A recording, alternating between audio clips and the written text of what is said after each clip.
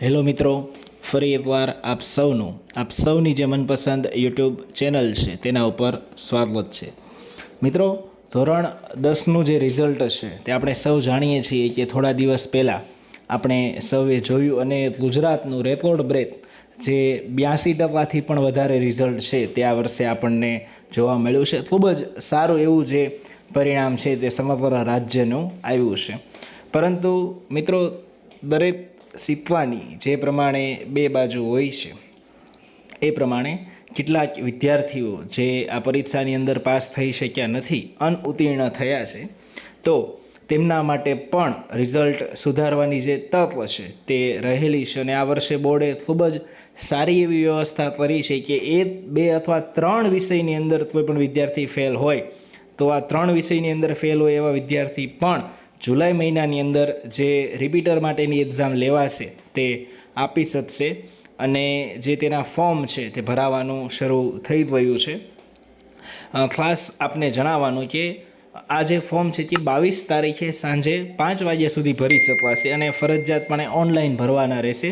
તમારે તમારી શાળાના જે પ્રિન્સિપાલ હોય એમનો સંપર્ક કરવાનો રહેશે, એટલે એ જે છે તે તમને ફોર્મ ભરી આપશે.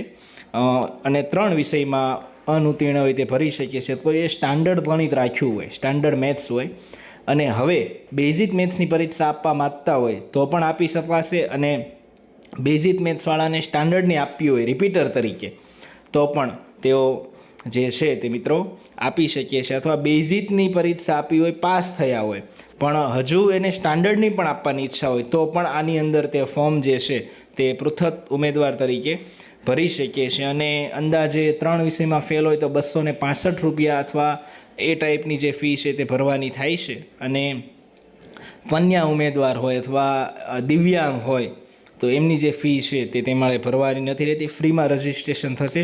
પરંતુ રજિસ્ટ્રેશન કરવું ફરજિયાત છે. એટલે જેટલા વિદ્યાર્થીઓ નાપાસ થયા હોય, અનઉત્તીર્ણ થયા હોય, તેમણે ખાસ આ ફોર્મ ભરી દેવા.